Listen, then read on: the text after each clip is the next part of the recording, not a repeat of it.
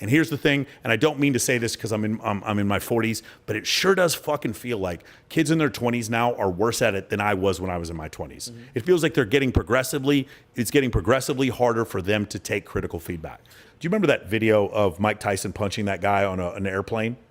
That's a YouTube commenter. That guy is, what he is he went through life thinking, I could just say whatever I want. Exactly. I could just say whatever I want. And then he forgot that Mike Tyson was there. Does that make sense? No one is like in my life, like if I were to compare the negative comments that I got or that you've got to the number of people that would actually come to my face and say anything to me, it's zero. Like no one has ever come to me and say anything because in real life that doesn't work. So what we've done is we've afforded these men the ability to not go approach women, but instead watch pornography. We've afforded this way of like, instead of actually like critically looking over certain things, they look for like quick ways. Like, again, there's so much expertise you can learn on certain subjects, but instead you're going to watch your favorite YouTuber's video of like a 5-minute description of it and not understand the concepts whatsoever. Does that make sense? And then criticize it. Situation with you and your program, they're like, I've seen this too before. It's like these alpha male programs where they yell at guys who are on the ground. I'm like, and the problem is, the problem with those programs is I bet there's a lot of constructive feedback, but then at the end, there's one guy who just doesn't get it. He just can't get it, and he needs to be yelled at like that. And by the way, if you think that's offensive, just watch any of Navy SEAL training. Like that's all it is. Watch any of it. Just you're gonna experience that the whole time. Now, I was a navigator in the Air Force.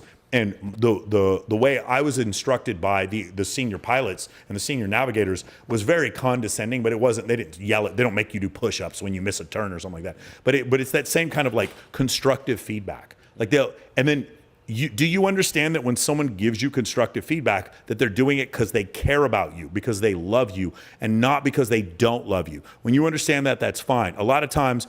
There, like you said, your aunt, your super sensitive aunt. There's conversations where I've had with my mother where I was trying to explain something to her to help her, and she would like take it as like a personal affront or like offense. One of the issues I've seen also, this is a big one. It's a fully different paradigm. Yeah. They live in a paradigm where they're looking for comfort and dopamine stability. The comfort. As opposed to equilibrium. Yes, comfort and equilibrium as opposed to ascension. That's exactly right. I was listening to Mooncat. Do you remember I told you about that? She debunked evolutionary psychology, whatever that video was. It doesn't matter. And then there was like a debunking of her debunking. And the thing is, like, it's one of these things where it's like there's these ugly truths that you learn when you study human evolution. They're very ugly.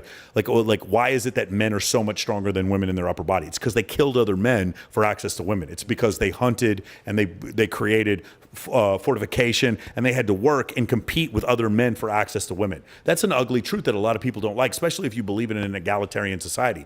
If you tell people, though, it's like you give them criticism and tell them, hey, like, this is the reason why your relationship isn't working. I don't know if you ever heard the dating coach who gives the same advice to the man as he does to the woman, like just fucking clueless, like no idea. Or the therapist who treats men and women exactly the same, just fucking clueless. When you see those type of situations and then you try to give them critical feedback, then they're like, well, what about their feelings, right? Whoa, man, what if you hurt their feelings? What if you make the person cry? And it's just like, in evolutionary psychology, they go over innate sex differences. In the Pleistocene epoch, or in our ancestral past, let's go 50,000 years ago. Was it you, the Jared Diamond book? No, it was Ty who had me, The World Up Until Yesterday. I forgot what it was called. If you go back to those situations, men hunted almost the vast majority of the time, regardless of what that Woman the Hunter paper that was turned out to be bogus said. Men hunted most of the time. Women stayed back, cared for children, and did some foraging. Now, if I say that, is that true or not true? It's clearly true. If I say men throughout history have been more violent than women and been the leaders of tribes more often than women, is that true or not true? Of course it's true, but it's descriptive, it's not normative. It doesn't mean the world has to be like that forever. It doesn't mean like that the world has to be that way. And when I describe it, it's like if I have an oncologist who describes pancreatic cancer, it doesn't mean he condones pancreatic cancer. He's not attacking his patient when he says it. He's giving critical feedback.